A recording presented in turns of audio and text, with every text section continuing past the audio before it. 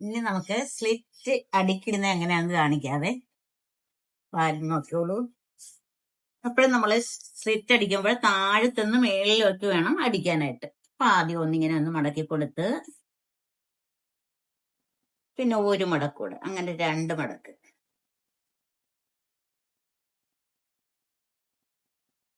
ഈ തുണിയിലൊക്കെ കിട്ടാൻ വലിയ പാടാണ്.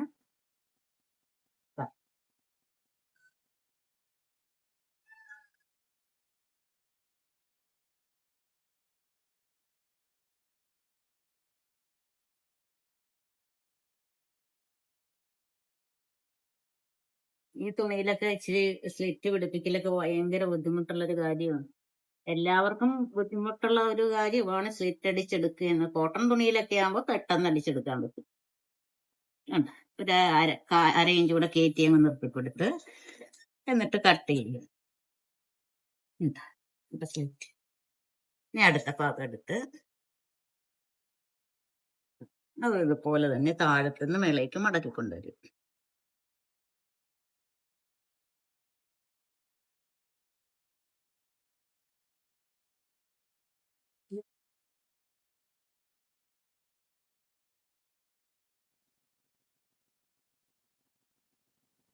എപ്പോഴും നമ്മൾ ശ്രദ്ധിക്കണം, ഈ സ്റ്റിച്ചിന്റെ ഒപ്പം തന്നെ ഇത് മടങ്ങി നിൽക്കണം കേട്ടോ.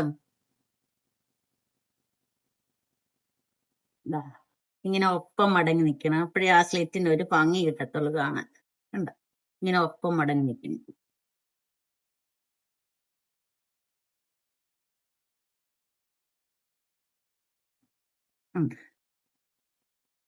സ്ലിറ്റ് ഇതിന് സൈഡിൽ ഒരു അടി ലാസ്റ്റ് കൊടുത്തു അപ്പറേ കൂടെ റെഡിയാക്കി കൊണ്ടുവന്നു.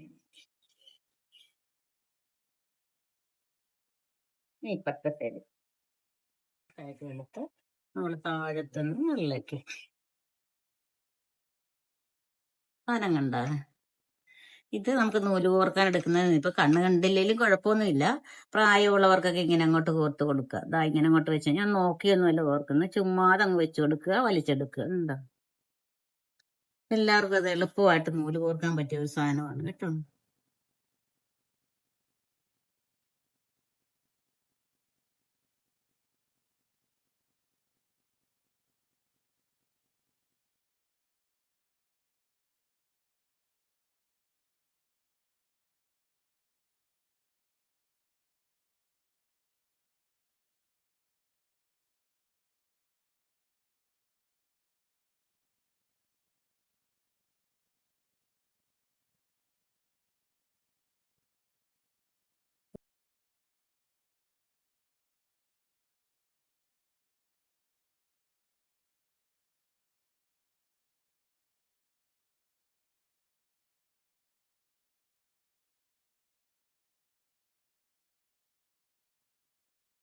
ഇതിന്റെ ലാസ്റ്റിന്റെ അറ്റത്തൂടെ ഒരടി കൂടെ വരും, താഴത്തടിച്ച് വരും. ഈ പ്ലേറ്റിന്റെ ഈ സൈഡിൽ കൂടെ പിന്നെയും ഒരടി കൂടെ വരും. ഇപ്പോഴേ പ്ലേറ്റിന്റെ അടി കംപ്ലീറ്റ് ആക്കും.